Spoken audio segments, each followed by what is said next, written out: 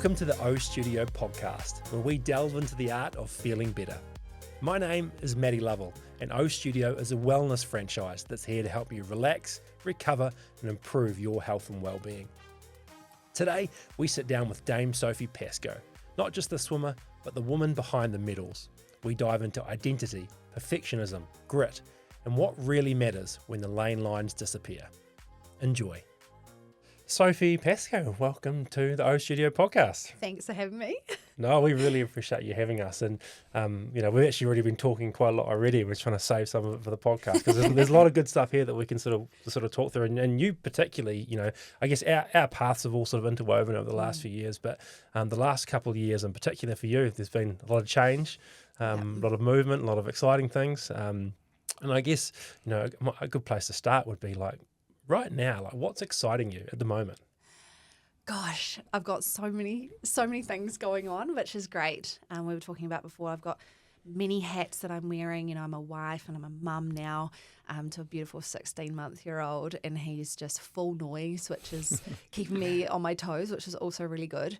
Then there's me that I'm trying to find myself, a new identity. I'm actually starting a business called Isle and Pearl, which is a wedding and events planning and styling business for events and weddings over in Fiji. So and how about your first event as well? I know. We've got to tell the story, surely. This is unbelievable. Yeah, well, it's my sister-in-law essentially, and she was saying that she had planned her wedding for Fiji, and then I think she'd reached out to you for a couple of questions and stuff, and then and said that you were sort of going to help with some decor stuff. I don't know if that's the right term. And then I was in sort of researching for this podcast. I was listening to another podcast where you're on, and you're sort of telling the story about this friend that you knew and just sort of reached out for help, and now you were sort of helping. And I put it all together. Listening to, I was out running yesterday morning, running in the dark by myself, and I was like, oh, that's it. We've just found out now you're actually going to be there as well. So yes, I'm going to be an on the day coordinator, and it's really exciting for me. She's given me an opportunity really to kind of go, actually, I think I might have a role to be able to give back to people enjoying the best day of their lives over in Fiji. And, I've got a special connection to Fiji with my husband being Fijian. And we got married there ourselves in 2023. And I spent a year planning our own wedding. And as you know, Fiji time is real. So, it's hard planning from overseas, but you want to be able to have this amazing time with all your friends and family and just make it this memorable moment for the life. Yeah. And now I can help people have that. And how good is our weddings though, eh? Yeah. They're just the best day. So fun. It's still, for me, it's like the best day I've ever had was our wedding. Still. Like it's just like... It's all the people you love in one room, right? Yeah. And it's just, you get to celebrate your love for one another, but everybody else that is there for you too. Yes. Yeah. Well, I was super nervous just about, because I've never had a birthday party. I hate being like a Tim's centre of never had a attention. birthday party, isn't that crazy? But I can't. What? Yeah, I just can't do it. I hate the thought of being like people having to go out of their way to come to a place that, I hate it. Just makes me sick thinking about it. You need a planner for your Yeah, birthday. yeah, we need a plan party. But the wedding day, I was super nervous about that, but it was just so awesome. For the exact reason you've just talked about, looking over and seeing my granddad, having beers with my mates and everyone having a good time on the dance floor. It was just it was such a good day. And you talk about it forever. Exactly, and that's just like the beauty of the wedding, but what love can bring for one another, that, you just, so special. I love it. It's definitely the most enjoyable day I've had. I think the most powerful day ever is when your first child though. Yeah. That's like a different thing altogether, eh? That day, which you've just gone through recently. Yeah. It's just something changed. I think that's the day you change is the day you have. Absolutely. Well, one, you've got the responsibility. Yeah. You've got someone you're so devoted to, and they're so dependent on you. And it's, you've got vivid memories of, seeing them come into the world, and it's the most powerful moment of just holding them for the first time and going, wow, this came from our love. Yes, exactly. And now we're about to just love you wholeheartedly and, bring you up into, a beautiful person. Yeah. It's almost like what you thought was important all of a sudden just shifts slightly. It's not as if all of a sudden everything's not important. It's just that all of a sudden it just your whole sort of compass of where you place importance for me, it's like immediate. Seeing Shida for the first time was like, okay, everything's just slightly shifted. It's quite crazy. And like a whole new capacity sort of opens up in you, doesn't it? You didn't even know existed. And it's weird you can love something you've never met. You know, like, isn't that a weird thing? You know, it's you know, you think about if you meet to fall in love with your partner or another adult, like how long that process takes. And then just like with the child, it's just like split second, bang. Yeah, well, it's funny because like I guess there's a lot of things in life that can do that. Well, not a lot. There's only probably a couple of real powerful ones that can shift perspective a little bit as well. And so, I mean, you've just gone through a different one reasonably recently too. And it's one thing we wanted to talk about is just around sort of identity.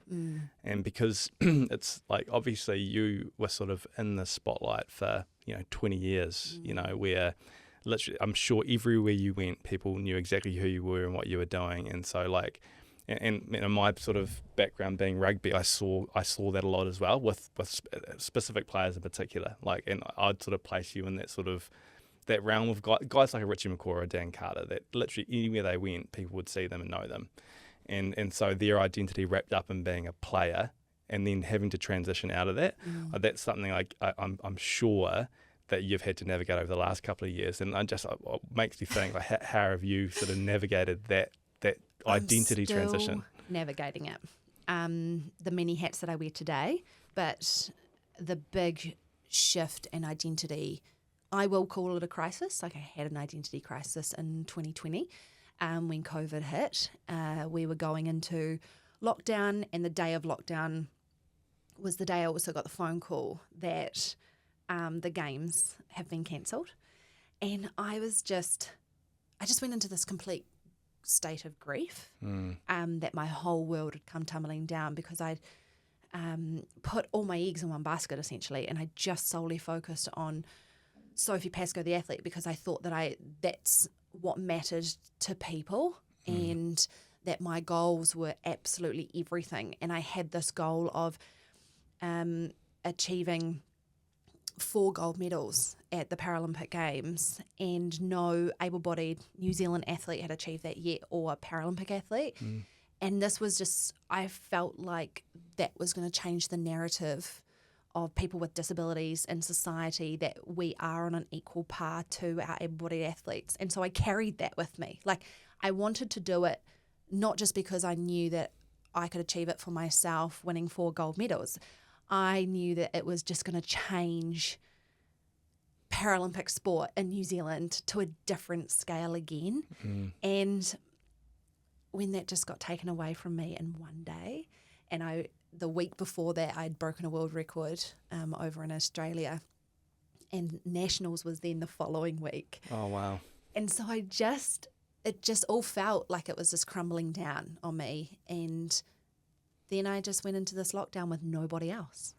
And all my flatmates had moved out and to focus on their work roles that they could work in different areas. And so I just went into this real bad place of not knowing who I was, or not even knowing what the purpose was, because it just been taken away from me. So what actually was I wanting to achieve in lockdown that was going to help me in the long run? And, people then had gyms put into their garage, and I was fortunate enough that we were given that support. I can't even tell you. I think I went into the gym maybe like a handful of times. Yeah. Because it just did not exhilarate me to be able to be like, I want to get in that gym because when I come out of lockdown, it's going to, there's going to be purpose. Yeah. This complete because uncertainty. Yeah. And I had no idea. And so I went through these first few weeks in lockdown on my own, and I'm really lucky that I have an amazing team that I've built around me for the past few years. Actually, a lot of them have been with me since day one. So around 13 years they've all been with me. And so you get to know one another in that time period, especially when they see the best sides of you and they see the worst sides of you, because that's what sport, when you're putting your heart and soul into that, they see all of that. And so they kept the contact. And I spoke to my sports psych, and he's like, you need someone to come into your bubble. You can't be doing this on your own anymore. Things were bad. I wasn't eating, I was drinking. And I'd met a man a few months before that, and he moved in with me, and he just brought out the old me. He brought out Sophie, and I felt like I had a purpose because I enjoy cooking, and I started cooking, nice meals and enjoying, the company of enjoying great food and talking to one another, and it was just bringing out a different side of me. But then as soon as we started to get back into somewhat normality and people started going back to work and the flatmates moved in and he moved out, I still had no purpose. Yeah. And I was finally, when the pool's open, I was turning up to the pool, but I was turning up to the pool as a skeleton. And the team realised that she's not even turning up as Sophie or Sophie Pascoe. Like, there's nothing to her. And was that because there was there was still uncertainty around when your next event or competition was going to be? So the games hadn't been, they hadn't been given a new date yet, if there was even going to be a new date given. So we were still in this limbo of, is there going to be another Paralympic Games, or, what's next? Because I was going to be going out after the 2020 Paralympic Games. So I didn't even know if I had another year in me. I felt like that was just going to be the complete end. That was the plan. And so, I was turning up to the training sessions because I'd done 19 years of, turning up, getting to the pool every morning. So it just became autopilot.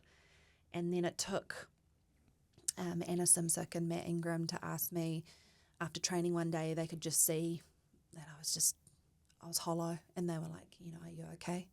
And I just broke down and was able to just, say that I'm not, and that I don't want to be here anymore. I don't have a purpose anymore. I don't know who I am, or what's next. And of course, they just completely wrapped everything around me to support me through the next stage of finding myself again. So I went through clinical psych, and that's got to be one of the most powerful things that I've ever gone through. Hard, very hard, because I've learned so much about myself through that time.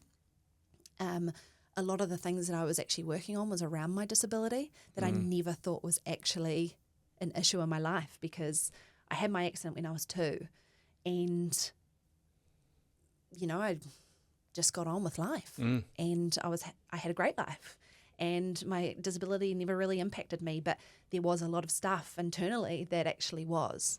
So not only was I working on, a Sophie Pascoe side, I was working on a Sophie side, and that was the side that I had to work on the most. And so now I've learned and so many skills and tools that I can now tap into when things are getting tough.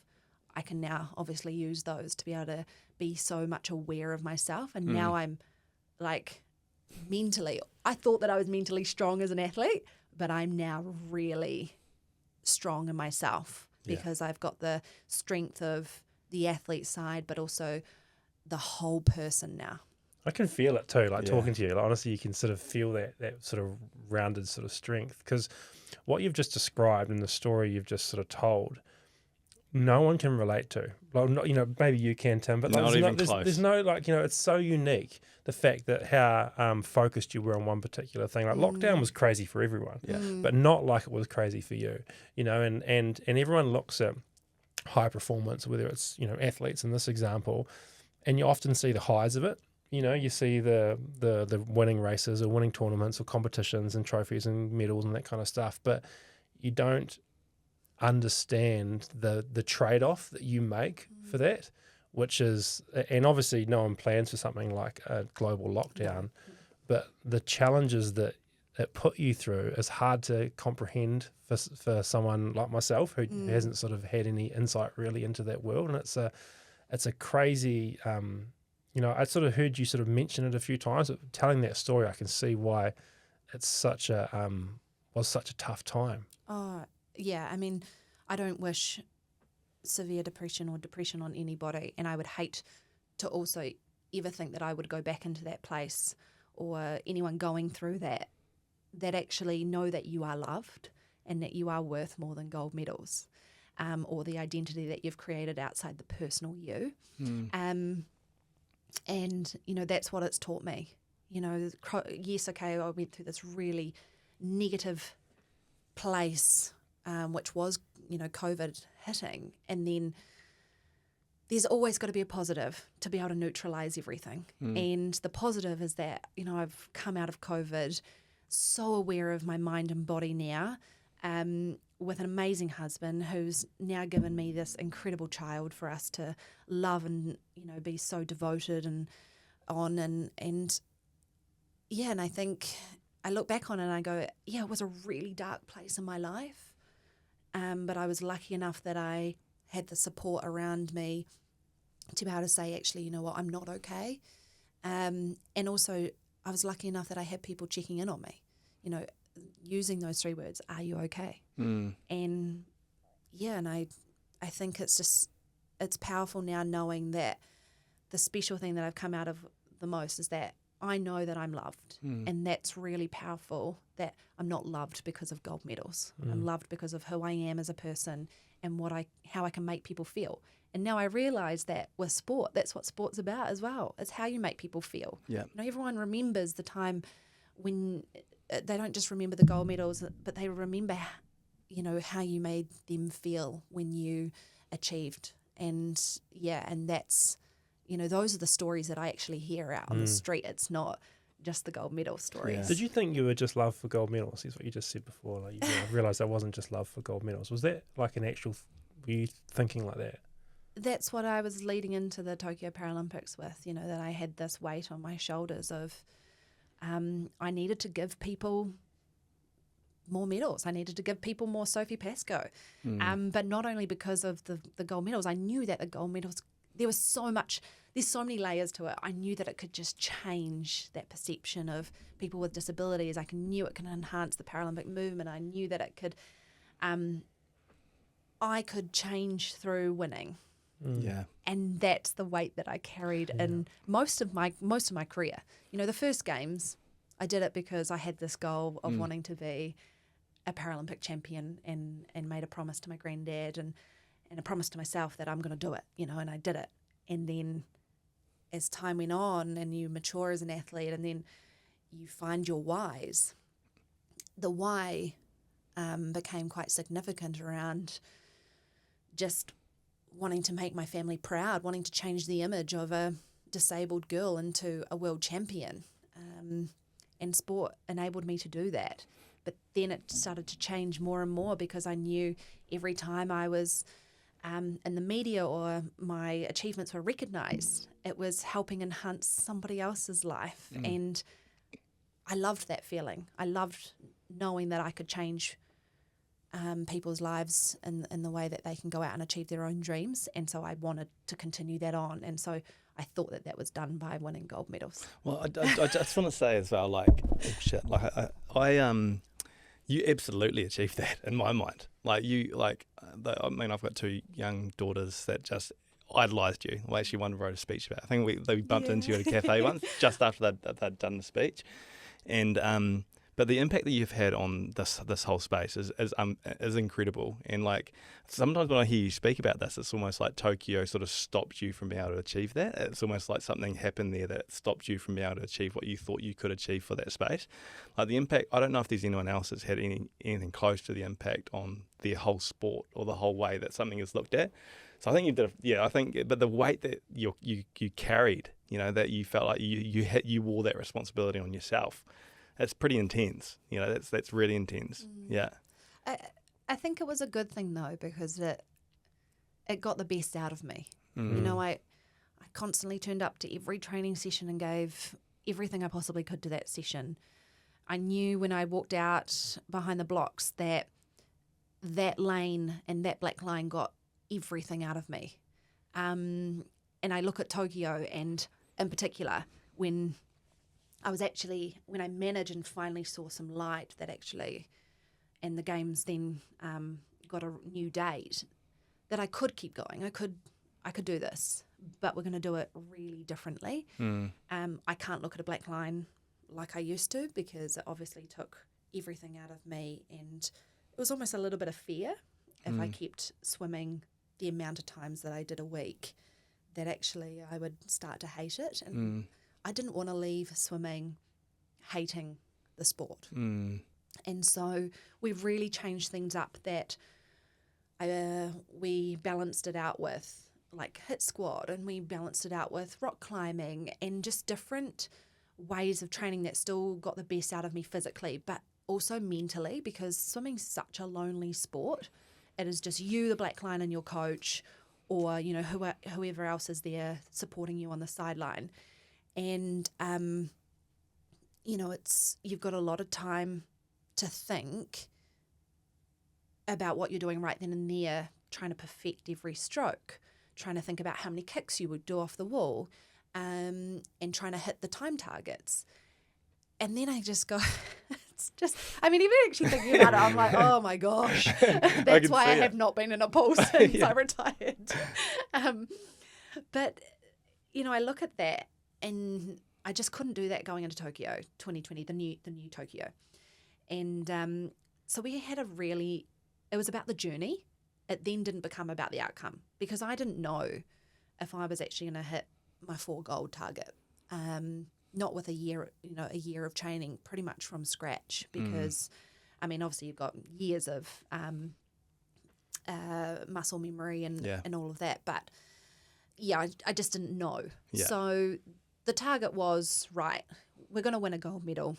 I'm still going to do my 5 events. And how are we going to do this? So when it became about the journey, it was enjoying it, still getting the results that were looking like I was on target, but not world record target, which was also really hard to accept as well. Of course, I'm always going to try and do a personal best, but I knew that it's going to be a fight for that. But that's okay, because I love a fight as well in the pool. And when we got there, actually a few weeks out, I came down with the RSV, and I was like, oh my gosh, okay, now all goals are out. So, you know what, I've earned my right to be on this team. I've earned my position. I'm just going to give it absolutely everything, and whatever comes. And I have to accept that that's okay. So that was also mentally really tough, because I've never gone into a Paralympic Games not knowing what I'm going to achieve. Do you think that the RSV would have been a lot harder if that had come, if COVID hadn't happened? You know, like, imagine if you're talking about the mindset you were taking in before it was cancelled. Imagine if you were going in with that and you got RSV 2 weeks beforehand. Like, it would have been, like, the table would have been flipped over. Well, yeah, but then we had all the extra challenges with Tokyo as well, because if you tested positive, that was your game's over. Yeah. So we were testing every day leading up, because if you test positive, you weren't getting on a plane to go over to Tokyo. And then I had the factor that Rolly, my coach, he then got sick. So he was in hospital. He then couldn't come to Tokyo with us. So Matt Ingram stepped in as my coach, and then Rob actually came. My husband, he came to the training camp and was my coach at the training camp in Cambridge. Qualify for that? Yeah, I know. I'm like a coach as well. Yeah. You're just everything right now. No, he was awesome. You know, and I'm lucky that I had so many people just to step in where they could, but it was the people that I trusted the most, and I had also created this amazing trust with them for over so many years.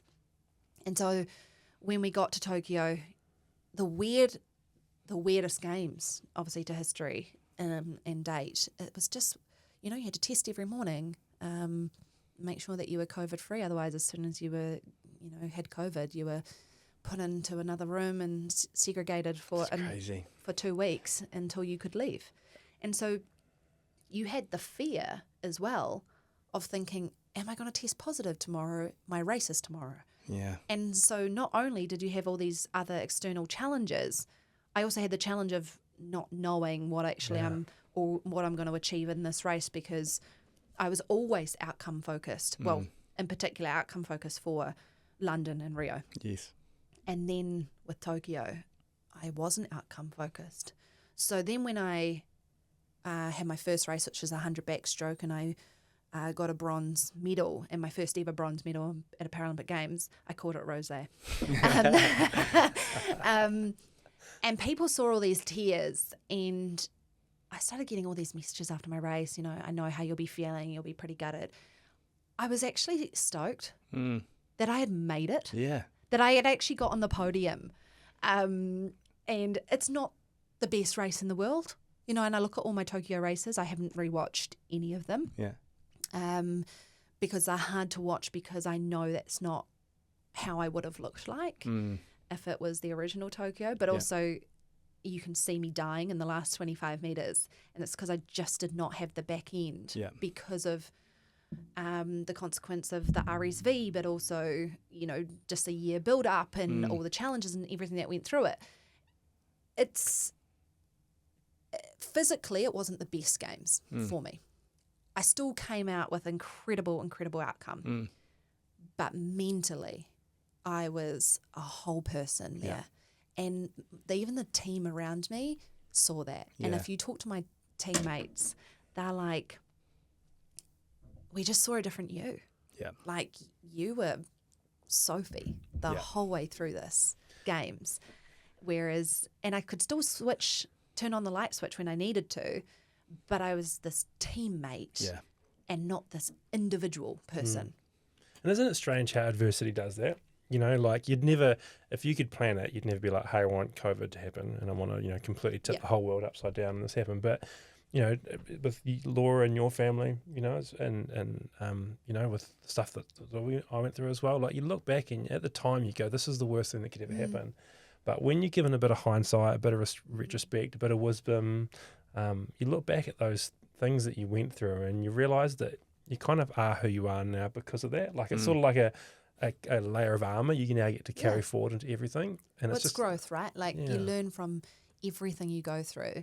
And as an athlete, that's what you do. So you learn off one games, and then you analyse and you replan how you're going to go into the next games.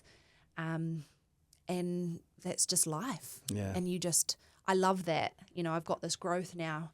I've gone through the hardest thing I've possibly ever gone in my life. And then now I've got the best out of it because I get to put that into the next chapter of my life. Yeah, I couldn't agree more. Like one thing I want to sort of drill into a little bit is around like work ethic. Because there's athletes and there's athletes. like rugby play, we train hard, but like a swimmer, like what you're doing, like, and just like the repetition, the brutal types of training early in the morning, just like unheralded, like you get this, you're working towards like this 4-year, big 4-year cycle where you've got, you've talked about your four races that you're working towards, and there's all this stuff that's going on in the background that no one ever gets to see, and often you're by yourself. And so like the work ethic that has to be in you to like be able to put yourself through that for such a long period of time. There's no wonder that when that was taken away at Tokyo, that all of a sudden you're battling because, so much is geared towards that and so much work has gone in. But like, where did that work ethic come from? I do think it was instilled in me through my parents, through a young age of seeing my parents work really hard. There's a 9-year difference between me and my sister, so I'm the youngest. Obviously the mistake. And quite literally that I'm an IUD baby, and so that the running joke is that, good swimmers. That's so where good. It's come from. Yeah, that's so even good. Though my parents cannot swim to save themselves. But it was a time in their life when they really had to work hard because they'd had two children. And so they worked that 9-to-5 job, and I was at my grandparents a lot as well. And I just saw that. I saw how much effort they put into us children and to raise us the best they possibly could. And so I think it was instilled in me then. But then I do think that when you follow your mentors and your leaders and your guiders in life and who you meet, you're always given a piece of advice or a piece of them because they're obviously a leader. They're obviously good at what they do. So you take a bit out of them. Yeah. And, Rolly was one of them. He spotted a talent at the age of 7 when I was at the CCS Independence Games. And he said, I think that your talent can represent New Zealand. When someone sees the talent in you to be able to see the greatness. And, you know, I took that. Yeah. And so then I was, you know, from such a young age being with Rolly from 7 and to then him being part of my career for 20 years.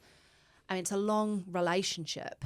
And the relationship changed along the way as well, because you do as you grow as people. But he taught me work ethic as well. You know, I didn't get away with, you know, challenge. You know, if he threw a challenge at me, I had to accept the challenge. If I wanted to achieve, I had to do it. Probably because I was scared of the consequences if I didn't. Yeah. But, you know, I mean, that's for many years, I never, ever missed a training session. Yeah. A scheduled training session. Yeah. And so, you know, I look at that and I just knew that that's what it had to take to be able to achieve on the world stage. But also then I grew a love for pushing myself in the pool. Like, I actually really liked the pain of knowing that I've given everything I can to that training session, and it was a great training session, and then you'd be told, really good training session, Soph. Yeah. And I'm in pain, but that pain almost felt good. Yeah. There was a lot of stuff of that I worked through with the clinical psych afterwards. But in terms of having to hurt yourself to feel like you've done a good job. Yeah. Yeah. Wow. Or we can just imagine like the years of doing it and being rewarded for it, like both immediately after a training, but then also seeing the rewards that come publicly from that too. You can just see why that it's a. I mean, this is what the fascinating thing for me here is. Obviously, that is a big part of why you're successful. You know, you were able to sort of go to those places and reward yourself for that, and then you got the rewards. But ultimately, that creates a heap of challenges further to navigate down the line. Oh, it's just totally. like. But then, you know, I look at a race like Tokyo, and you know, I had these 5 races, and I was advised, I think we should cut it down to 4, Soph. And I said, no, I'm not cutting it down to 4. And I was the leader of my program because I'd earned the position of being leader by that stage in my career. And I did the 200 IM, and I hate the 200 IM. I do now, but I was very good at it. But obviously I just didn't have the energy or the capacity to even really be doing this race for 4 lengths. You know, I really should be focusing on the 50s and the 100s. But we didn't have any 50s at the games for us. And I did it, and I won by, I think it was like less than a second. So a finger touch, and I was literally, I could not move. I was in so much pain. And then as soon as I got out on the side of the pool, I blacked out. And I just remember waking up in the medical room. Togs have been cut off me on the oxygen mask. And, you know, and you don't feel great, of course. And you go back to the village and you recover. And you're not going to be fully recovered for the next race tomorrow, which is the 100 fly. And that's my best event. And I've been world champion since 2010 in that event. And, you know, the doctor's like, look, I don't want you racing tomorrow. It's just not the best thing to do. And I just went, nah, I'm racing because I need to know where Did you I'm... take the oxygen off before you did that? Were you like... I need to know where I'm going to get. And, you know, I had a great... If the finals were in the morning, I would have been fine. But I had the heat in the morning, obviously, and I set myself up really well. The first 50 looked amazing, so we knew it was going to be a dogfight on the way home. And I touched the wall in the finals, and I saw 5th next to my name. And I've never not medalled in an event at a Paralympic Games. And devastated, but also really proud. So it was really conflicting for me because I actually got out and, you know, I said to Matt, I was just like, I'm done. I'm done. Yeah. And I feel so good. And I'm glad I knew where I got because I would have lived with regret of not doing it and not wondering where I got. And I paid for it. You know, like the next few days in the village, I was just pretty much bedbound because, you know, I shouldn't have raced. But that's from medically, a medically sound advice, but yet, sometimes pain to me was, I'm going to race, and what's the worst that can happen? If it meant that I was bedbound for a few days, I'm okay with that. Yeah. Like, I live with adversity every single day of dealing with leg issues, and I've lived with pain all my life. So pain was, again, that's another way of it being instilled, of why pain has just been, a feeling of success, because if I'm sore in my leg for a day, well, I've still got to get around. Yeah. So you get on with it. You put a smile on your face, and and that's, I think, there's so many layers to it, and the complexity of probably why why pain and why I've allowed that to be a route to success, because I actually feel good if I've gone through pain, which is it's a really weird thing to say, but because I understand the complexity and the layers behind it for myself, I'm okay with it, but explaining it to somebody else is quite no, I get it. And those are all, it's a remarkable mindset and they're remarkable traits, and it's obvious that, feeling and thinking like that have been why you've experienced the success you've had. But how have those traits sort of transitioned into life after swimming? Like those things you've just spoken about are really extreme. And have they transferred, or like how do you find those sort of work ethic, your ability to push yourself so hard? How's that been as a wife, as a parent, well, I've gone through again now the trickiest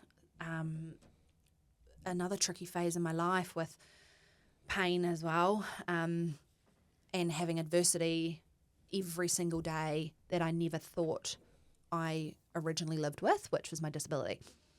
So now my disability is in the forefront of my mind every single day, whereas before, when I was a competitive athlete, other than, the routine surgeries or just time that I went through some uncomfortable situations with my leg, they were the only really times that I felt like I was disabled. Now it's every single day. Which is a real challenge for me, because that's been another mind grappling situation that I'm still trying to overcome. So when I got pregnant, obviously, you put on body weight and body fluid, and so I started to change, my stump started to change in size, and so we needed new legs, prosthetics made, because it was getting painful, and then also the back, with carrying, baby, and then also my gait being completely out of shape and out of line, all those sorts of things that I never had to navigate, and now I have to, because now that baby was born. Also, another thing, I couldn't even put my leg on straight after having baby, because I had the epidural, and so obviously I was so swollen. I didn't have the luxury of just getting up and going to the toilet in the hospital, and I was being forced to by the nurses at the time, and I was very lucky. I had an amazing midwife that was just like, no, we need to wait until the swelling goes down. And when I could get my leg back on, it wasn't comfortable. My stump had changed shape. Then I started to lose more weight, going back to my original body. Well, not back to my original body, but my new body. And so then I needed to start getting more prosthetics made. And every day I had to wake up and in the middle of the night think about my leg before I think about my son, because I had to think about the safety of my son. And so there were times in the night I'd put my leg on and it was sore, but am I in a stable enough position to be able to make sure my son is safe in my arms? And, it's all those sorts of things. And I still struggle with it, because we're still going through the process of new limbs, and it's not an overnight thing. It takes months to get new limbs, and also your body to get back to a shape where you, in a form where you believe that that's where you're going to be.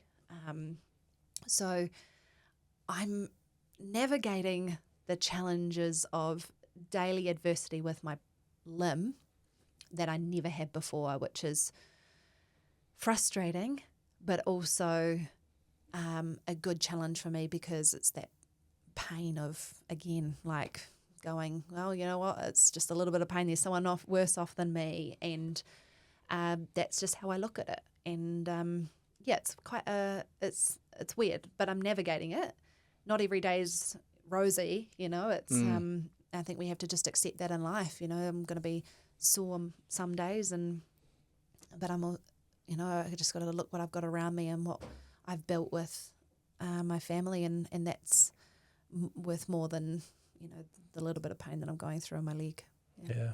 And I also have no doubt that, when you apply your work ethic and mindset and mental strength to things like business, like I am excited to see where that takes you. Like I'm scared for other wedding planning businesses out there. Like I just think it's sort of like you just need to be let go in an area, and if you've got the structure and things in place, then it'll your sort of natural instincts will really take over. And one thing I've sort of heard you talk about a number of times, and I sort of want to talk about now, the sort of pursuit of perfection, which you've sort of I remember you talking about sort of chasing the perfect race, and obviously that took up a huge part of your life, and how that sort of mind, like I don't think that's something you can just turn off, and so my question probably is, that makes sense as an athlete, chasing the perfect race, the perfect swim, how many components going into preparation, turning up at the event, like there's just, perfection is something you can try and strive for. In life, in parenthood, in your relationship, like it's a lot different. Like how's that ingrained sense of seeking perfection in the pool translated into the real world for you? Well, I think hindsight is the best thing here, because I've learnt that, one, I haven't swum the perfect race. So I've got that actually there is no perfect race.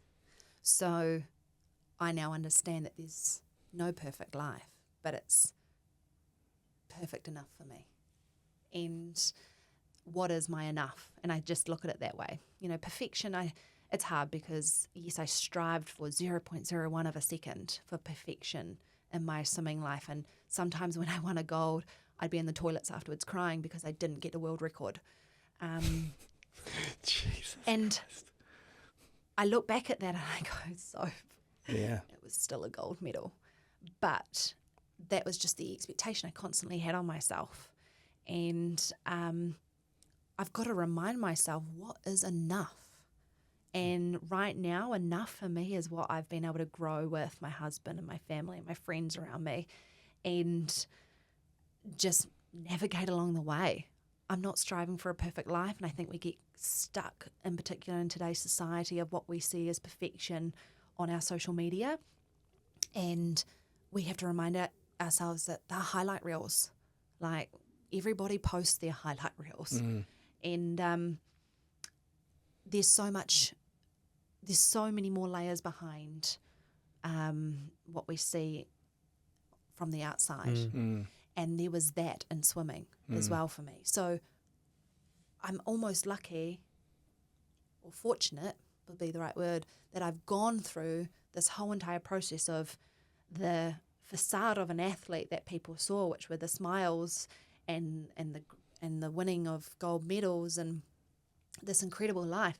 But there were so many layers to behind that facade that people actually saw on the highlight reels and the TV.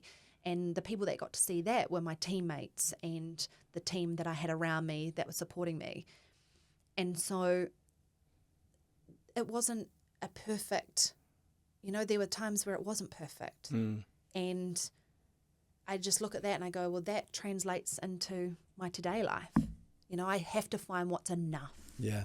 And enough for me is I'm healthy, my son is healthy, my husband is, my family and friends are, and happy. And I think that's what I mean by I've got the whole me going on. And we go through our own, everyone's got their own struggles and their own things that are going on behind the many layers that we see. And it's just about, supporting one another with those and talking to the right people when we need to talk to the right people. And for me, you know what, sometimes I do rely on reassurance, and I think that that's okay. That because that's what happens. That's what happened when I was an athlete. You know, I was told it wasn't a great training session, or I was told it was a great training session, but I was reassured that I'm on the right track. And there's just going to be curveballs thrown at you in life. So I'm not striving for perfection. I'm striving for what's enough. Yeah. And I'm striving for being present in the day, knowing that I've given my best when I go to bed at night, because that's what I did during swimming as well. You know, but I used to be really unkind to myself in swimming. You know, I would hate myself if I didn't have a good training session. And then I look at now and I go, you know what, today wasn't the best day, but I'm going to wake up tomorrow and I'm going to give the best that I possibly can. But all you can do is give the best. Yeah. You know, you're never going to be 100%. You're never going to give 100% every single day, or something's always going to offload, whether it's your mental capacity or physical capacity. And so it could be an 80% physically here today. I'm only 20% mentally here. So we're just going to have to adapt to that and how we give to the day. And so now I've learned to say no as well. Are you kind to yourself now? Yes, but it's taken a long time. And I've got an incredible program with Westpac that I've started called Dare to Dream that I've been doing for a couple of years actually. And, you know, I go around talking about my journey and the experiences of what I went through as an athlete and the transition now. But a lot of it is around body image as well. And I've dealt with this difference within society that I have, and how I've been able to embrace that difference now as a positive and an influence to people, and how I can change people's lives with being different. Because there's perfection and there's differences, but differences are the ones that inspire, and perfection is just hope. Yeah. And so I really like that I live with a difference, that I can go out and inspire and use those challenges to be able to go, you know what, I have a difference. Some days I struggle looking in a full-length mirror, but I've got amazing people around me to tell me that I look beautiful just the way I am, and that's enough. Well, I think about you after a race in a changing room, just won a gold medal, crying because you haven't got a world record.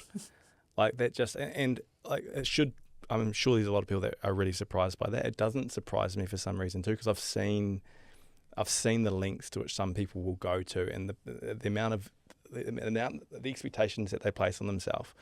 And so to know that you've gone from that, you know, you've got that level of expectation on yourself, to then hear, you know, Matty asking you this question I wanted to ask is, are you able to be kind to yourself now?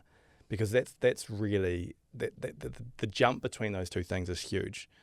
So it wouldn't surprise me if you still really struggle to be kind to yourself, because it's like there's days that I'm definitely not, but that's when I know now that I can tap into that reassurance and be told that actually, so you've done the best you can today. Well, that's I just really hope that, because it's sad to think that that's the case too, you know, because you're clearly an incredible person and you're doing some amazing stuff and you've done it for a long, long time. So it sucks to think that you could look at yourself and think and be unkind, because it's it just sucks. Yeah, but I think they're also learnings as well. Yeah. So when I'm not kind to myself, I learn from them. I learn from that moment. You know, I get to tell the story of, you know, what was the expectation of, you know, my expectations, what was the world's expectations, what would, you know, society be happy with expectations. And mine were up here because I needed that world record and the gold medal. But anybody else would be so happy with a gold medal on the Paralympic Games. So don't get me wrong, I look back and I'm absolutely stoked with what I've achieved in my career. But I think having those expectations made me so great in my field. Yeah, exactly. And I changed the field as well because of how I showcase myself around the pool. You know, I've been told numerous times that I was very intimidating, and you know, I didn't have. I mean, I have friends obviously within the sporting society and in swimming society, but also I wasn't there to make friends either. Right then in that moment, I was there to win a gold medal because I was so outcome focused. Yeah. And I got lost in the journey sometimes. And so I do look back and I think, you know, I didn't stop to smell the roses sometimes. However, I do look back and I go, that's probably why I've walked out with 19 Paralympic medals too, though. So it's The trade-off. It's the trade-off. And we were talking about balance before. Is there balance? Yeah. There's not. Yeah. No. It's about how you wear the many different hats that you have on. Yeah. And what is important right then and there. Yeah. Exactly. I like what you said about good enough, and I think there's something in that for everyone. Like, and I just want to sort of pull that apart a little bit, because we spoke to a lady, I can't remember exactly who it was, but she was doing all this different stuff, business and all these things that were going on in her life. And I said, do you think, I didn't ask it as directly as this, but I said, are you a good parent? And she thought about it for a long time. She gave the best response I've probably ever heard. She said, I'm good enough. And the reason I like that, she said, like, it's more about my capacity to give in that role. And if I'm a 4 that day and I out of 10 and I give a 4 out of 10, that's me giving everything I can. And I think there's a real power in people understanding that, because you talked a lot about expectations, and happiness is how reality plays out compared to the expectations you had.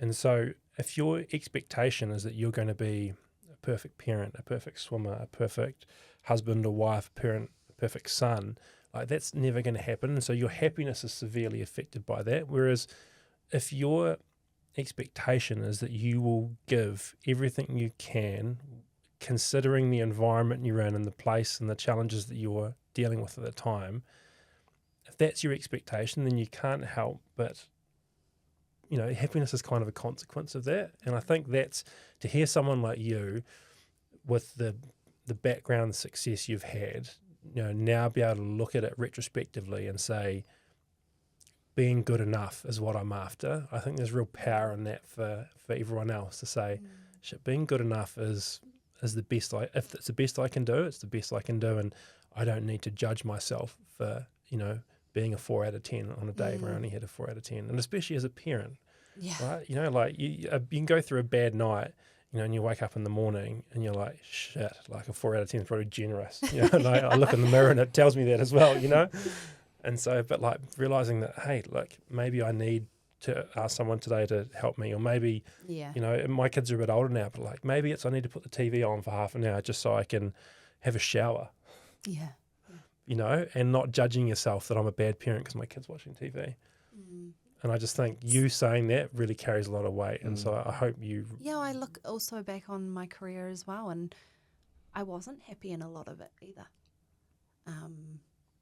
And I think that goes to say something as well, that was that journey aspect inside to it, that actually, you know what, when I was selfish, when I put everything into swimming, it wasn't the best version of me, but it was the best version of the athlete. Yeah, exactly. Yeah, and because your expectations were so high. That's what I was... The difference between you crying in the toilet because you won a gold medal was because your expectation was that there'd be a world record. Yeah. And so reality didn't play out in terms of how you expected it to. 0.03 off the world record. You know, seriously, it haunts me. Yeah, how dare you? Yeah. I've heard you talk a lot about... Sophie and Sophie Pascoe being two different peoples. We spoke about identity before. Yeah. And if I'm correct, Sophie is the human and Sophie Pascoe is the athlete. Is that right? Yeah. Where's Sophie Pascoe now? Like, I think Sophie Pascoe is who is given, you know, everything to the pool. And when I was actually swimming as an athlete, you know, now she's walked out of the pool as Dame Sophie Pascoe, which is a huge honour and such a title to carry that can now, you know, continuously inspire and utilise the platform that I've created from this athlete life to be able to hopefully enhance other people's lives and inspire them to go on and achieve their own dreams, that, you know, it is possible, but also everybody has a place within society. And, you know, she may be retired, but she's still I'm still carrying that legacy on, and that's through Dame Sophie Pascoe now. And, you know, that's the whole me. But there is also a part of me that is reserved, and that's reserved for my family and friends. That's the behind the facade, the layers that, you know, people don't see on the TV. And that's because I need that to be reserved for the closest people. So when it does get really tough, those are the people that know when it gets really tough, and they're the people that are going to wrap their arms around me and hold me close. And I think there needs to always be a part of that in everybody's lives, because that's why you have a trust. That's why you have a trusting team around you, and I'm very fortunate. I've learned how to grow that within my sport, and how I have left sport with those people still in it, including obviously my family and friends. So, you know, you do get me as Dame Sophie Pascoe here talking to you, and everybody gets that.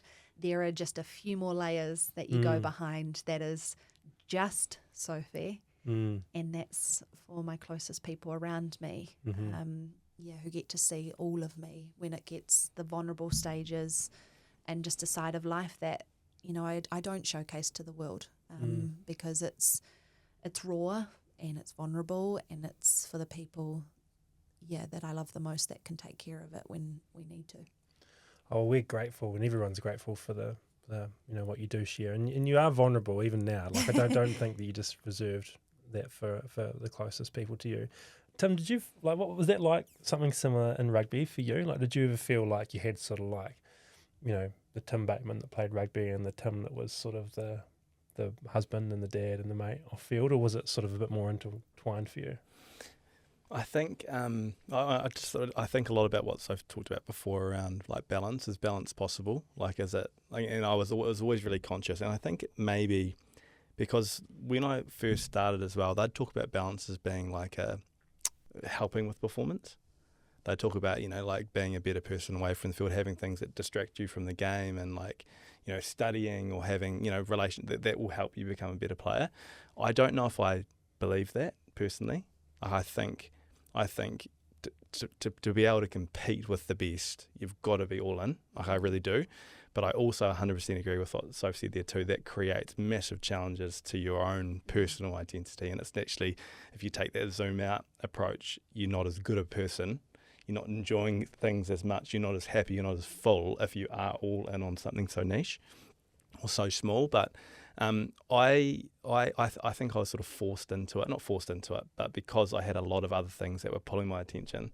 Like, we had kids really young. And so, like, as I mentioned earlier on, my perspective shifted really quickly. I was like, all of a sudden rugby was still important, but it wasn't anywhere near as important as what I valued my being a dad, you know, being a good dad. And so I tried my best to sort of put you know, different hats on at different times, but very obviously I think I have a lot of similarities in that perfectionism trait, like that I notice everything I do wrong all the time. You know what I mean? I just can't help it. Yeah. Like, and it's, you know, right from first thing in the morning, you know, if I don't get straight out of bed on an alarm, I'm kicking myself as I'm getting out of bed because I'm useless, you know? And so I get it. I do get it, but I want to be able to be kind to myself because I realize it's silly, but at the same time, I know that there's upside in having that trait in there too. And one thing I wanted to sort of get at with this is like, is it a blessing or a curse? You know, or is it both? Is it an and? You know, is it something that is it really helps at times and it creates real challenges at other times? And potentially the answer you've spoken about today is like, you just do your best. You know, you realise that that's going on in the background, but you just sort of push on. I don't know. Yeah. It's a hard one. Is it a blessing or a curse? I think it's a both for you. Like, from my observation anyway. Sometimes if Tim and I are like writing an email together, I'll like purposely make like a grammar mistake, or like put two spaces in between something, and I just like a split second later he just grabs the mouse and will like fix it up, you know. And so, but then also like O Studio wouldn't be what it is without Tim's perfectionism, exactly. You know. And so I think it's and for you at least, from an observatory point of view. And I don't know, do you see it as a blessing or a curse or an and? Yeah, I see it as probably a blessing. I don't regret the life that I've gone through. It's been incredible. And I'm still living it, right? And it's just adapting to every single day. But I've learnt so much of what being the best in the world has given me, but what it took to get there, and how I can take that into today's new life, a new chapter for me. But also now I've also learnt, the negative aspect of it and the positive aspect of it, and how to neutralise it. So I think that's really powerful in itself. And one of the best pieces of advice I was given is that for this next chapter of life is that athletes are always coachable. And and I know that I'm coachable through anything that I do, because I learn. I'm willing and able to learn.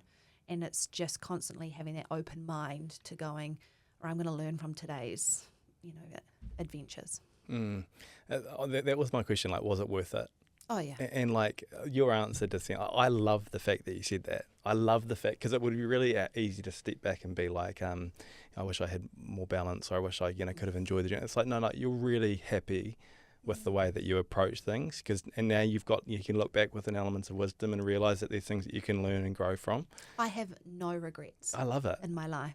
One, I don't like the word regret, but what I like is knowing that I have something to learn off. And, people ask me, would you change things from your career? No, but now I can learn from it and how I would change it now. Absolutely, there could have been things that I could have done differently in my career, but it would have been a complete different outcome. Exactly. So I kind of just look at it through the lens of, actually, I've had this incredible life, no regrets, and I'm still continuing it today. And I just adapt and navigate how we move forward from the learnings. Yeah, I love it. Just on a real random tangent, we've raced before.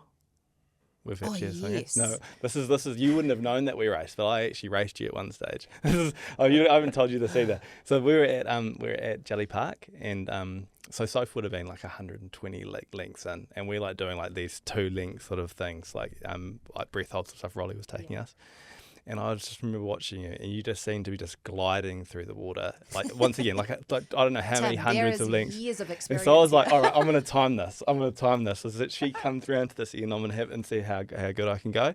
And I went as hard. I don't even know if I breathed the whole length. And I looked up as I got to the end. You were like almost halfway back down the other end. Like, it was just like there was just no competition there. It's unbelievable. Do you want to know, though? I think it was so awesome to have the likes of the community getting together when I train in the pool, because it is usually just me and a training partner with my coach. And when the Crusaders came in, it was just really nice. It's nice seeing Crusaders. Just humbling them. Humbling them, all right. Holy shit. Do you know what? I think, yes. In the easiest way, because they were in a vulnerable position because you don't swim. No. Swimming is not... And I mean, rugby is such a different sport altogether, and the muscle capacity and how you utilise that and how you put that into the pool, But the incredible thing that I actually got to watch was the boys change over years, how they actually got better every season. Yeah. And, some of the boys had gone from literally, and I remember a particular rugby athlete that couldn't get in the water, to actually then getting in the water, to then all of a sudden could do a whole 50 metres and then jumped off the diving board. And, he had gone from being scared of water to then becoming whole with water. Because I think people forget that water is actually this natural element that can be bigger than you. And you have to have you have to feel water to understand it and to get an understanding with one another. And I could probably get a little, woohoo on this. You've thought about this a lot. But, you know, like, yeah, you need to have an understanding with water and an appreciation with water to be able to,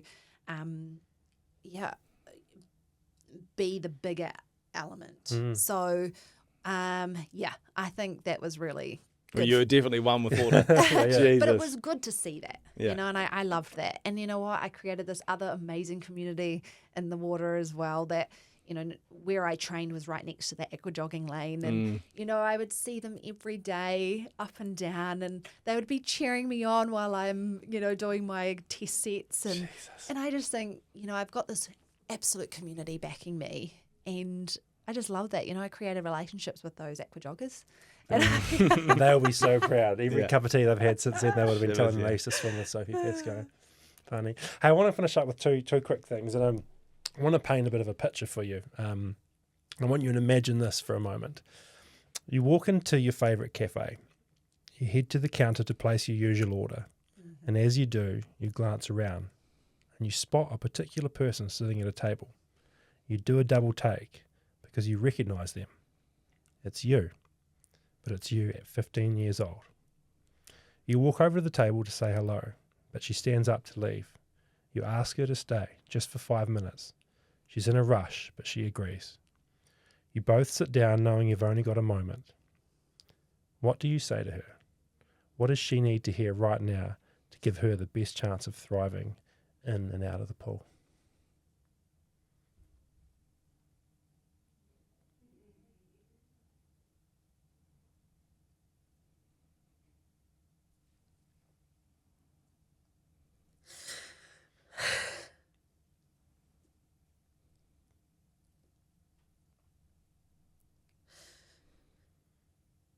it's going to be a really hard journey, but one you're going to look back on and be so proud of.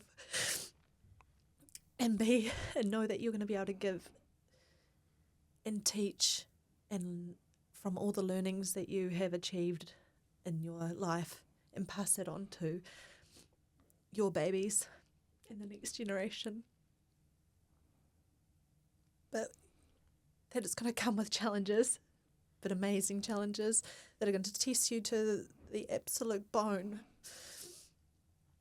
But you're a survivor. And